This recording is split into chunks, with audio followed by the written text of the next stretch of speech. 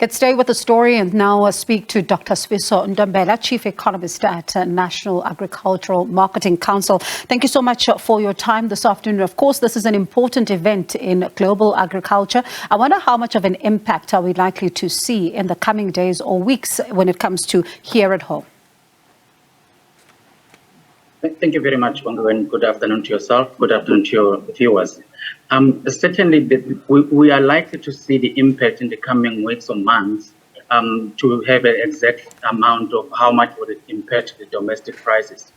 But what we saw, if we could learn any lesson from last year when the similar problem started in terms of the conflict between Russia and Ukraine, we started seeing the global prices of sunflower and some of the grains going at double digits. At some point was even increasing it beyond 50%.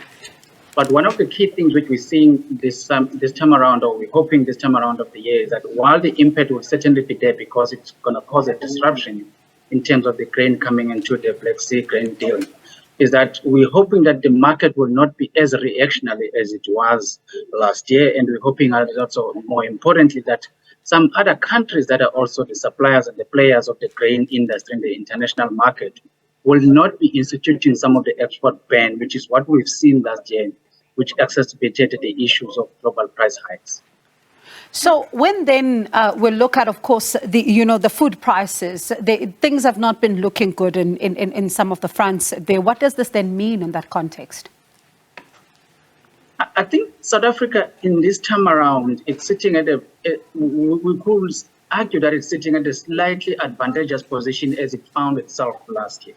Could be part and parcel of some of the measures that the government and industries put last year as part of safeguarding the production, but also helped by the weather conditions.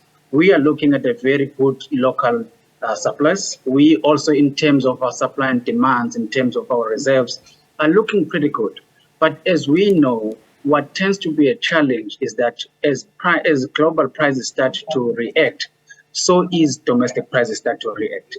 I think the biggest risk, especially around this area, which is one of the areas South Africa even long started engaging with other African countries and engaging even other international bodies such as the UN around the importance of this deal, was not only just to deal with the issues of the grains, but also to deal with the issues of fertilizer that comes in that region, which we part and parcel, we know it's one of the commodities that has been impacted.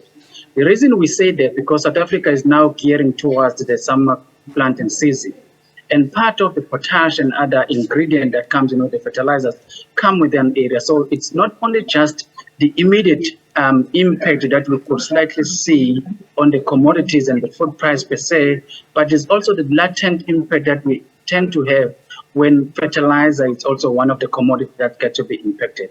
But in essence, what we're basically saying is that we've already started seeing the South African prices of food going down for a substantial amount for the consistent months, and we're hoping that will continue to be the case going in the next month or so, provided that there's not strong reactional market at the global market that could trigger then this global skyrocket that we saw last year.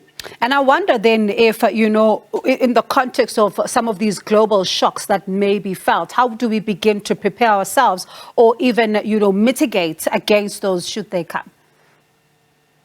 You will recall that I think at this point in time, it's everybody's top priority list, whether to say, let there be some sort of an agreement to at least allow the deal to continue beyond the closure we've seen yesterday.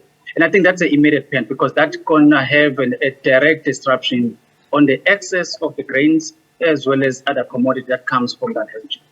But over and above that is also to then say, particularly for the African countries, not only just South Africa, for the African countries, because as we know, they rely very heavily on fertilizers, and we use those fertilizers to plant and ensure that also our domestic net is safeguarded. And is to then say, as the deal gets to be reviewed and reopened, let it be expanded beyond just the grains, but also include the fertilizer, because that's another important and a critical material that we use for could also then start and say that how do then the global play in other elements that could find a lasting solution around the challenges that we're seeing as the conflict persistently continue to engage. Domestically, if I can just maybe give a sense also to our consumers, is that we've seen over and above our commercial industries, which were better prepared in terms of safeguarding the stock levels, not only just grains, but also fertilizers. We've seen also industries and governments starting to engage in programs that also start building up reserve even in the tribal areas and bringing new agricultural production areas so that you can increase this domestic production and ensure that you safeguard the reaction towards the global prices escalation. And we're hoping some of these engagements that were input mid last year are starting to yield the result, and they will be at least provide a cushion so that we do not react as hardly as we did last year, while we're ensuring that the consumers at the end of the day is safeguarded in terms of food affordability. Definitely, and as as we also heard a little earlier on that maize harvest is also not doing so badly. So quite a lot, as you say, that seems to be riding on this particular deal. But let's see then what happens. Thank you so much for your time this afternoon. Do appreciate it. That is Dr. Sifiso Ntombela, Chief Economist at National Agricultural Marketing Council.